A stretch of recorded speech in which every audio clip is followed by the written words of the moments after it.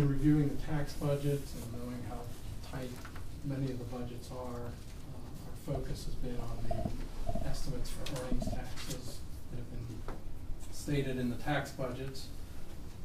With Greenhills, the actual 2010 collections were at $1,065,000 level. For 2011, the budget stated a $1 million collection level. In 2012, it shows $1,250,000, which is approximately a 17% increase from the 2010 level. We've requested a number of districts to attend this meeting to address those changes in the earnings tax if that $1,250,000 is still a valid estimate. Okay, I'll address that first. Our primary reason for doing that is this will be our first year that we'll have the Regional Income Tax Agency collecting for us, and we felt they would be aggressive. A lot of people are moving that way, so. Right. Economically, I think it was our best choice. Do you know what kind of savings you're anticipating?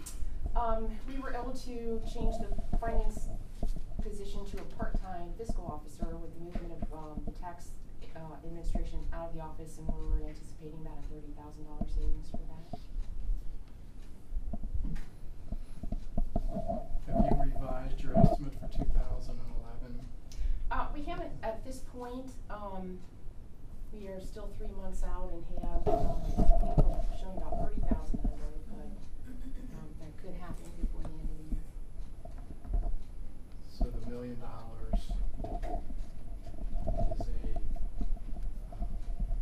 is a good estimate at this point in time for this year. Yeah. And you feel that the switching to Rita would increase those taxes 25%? You know, we were also taking the recommendation of our finance director, who had been with us for 30 years. We reviewed this a number of times with her, and she felt that was a good projection. Excuse me, you're looking at a 25% increase just because you're changing the collection system. Isn't that a little aggressive? Where do you think that 25% is going to come from? Are there people in the community that you think are not reporting, or that this seems to be a big jump? You don't? Yeah, I agree. Yes, I guess to all of those, definitely we think that they'll be more aggressive back taxes. I guess Rita has more access to information on people who should have been paying that maybe haven't been paying.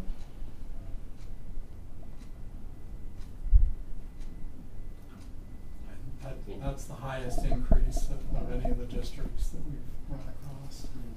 That just doesn't sound reasonable. If we were to amend it, at what point do we do that? And forgive us, we are new with this, and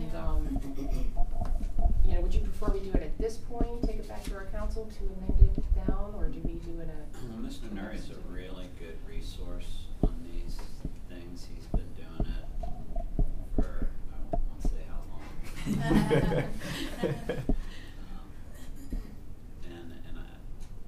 I mean, that's just a big jump. I just don't see that as a realistic number. Okay. You guys want to work with Mr. Nuri and, absolutely. and David, you want to get back with us on that one? This one seems a little out of. It's a lot higher than what we're seeing on other places. Well, especially when they're looking at a decrease in property taxes too. Yeah. It's going to just widen the gap even more if they miss the mark. Okay, we'd be happy to. Why don't we plan on doing that? Okay. Is that okay, David? Yes. The auditor's office also received a letter which raised some concerns on the tax budget itself. There was a tax budget that's marked that it was passed by council, and then there was another tax budget that was modified after council approved it and was filed with the auditor's office.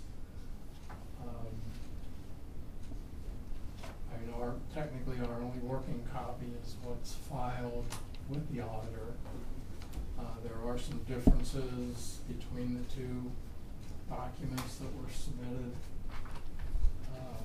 And maybe if you could address your procedures that are in place, if there are any differences between the documents that were presented to council and then filed with the auditor's office, and any procedures that could prevent differences that might occur.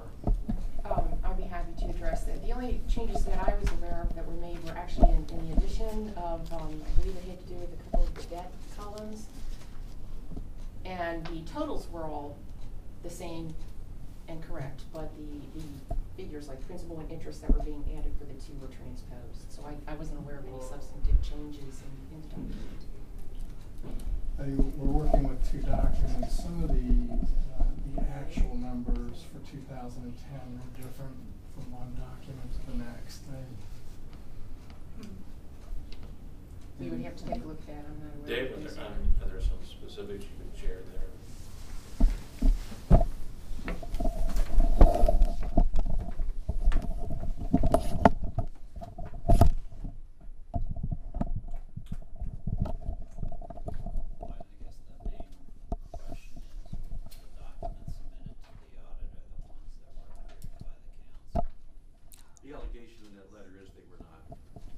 And as far as I know, they weren't.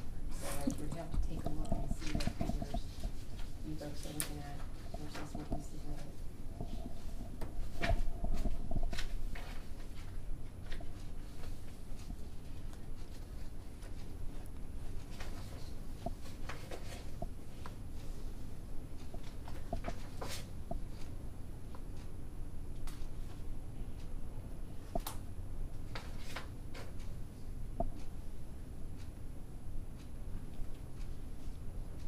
Roger, can I ask you, while they're looking, what is the obligation of the community when they present a budget to the Budget Commission?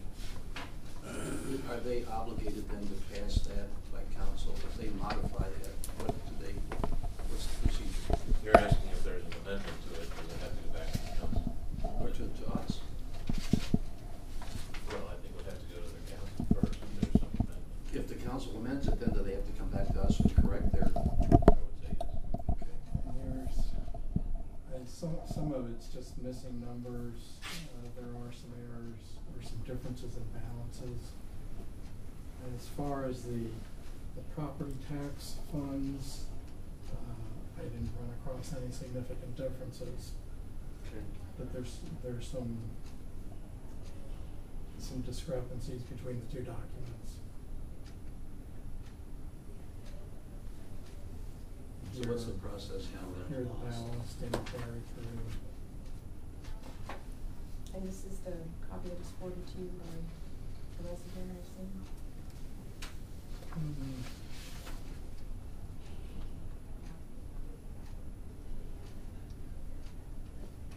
There was a request for the copy that we had on file, a public information request, which we sent out.